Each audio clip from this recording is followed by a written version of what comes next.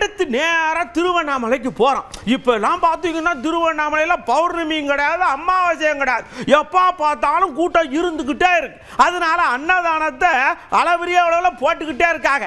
இப்போ ஒருத்தர் அன்னதானம் போட்டிருக்காங்க. யார் தெரியுமா? ஜப்பான் நாட்டுக்காரங்க. நம்ம நாட்டுக்காரர்களும் மிரண்டாக.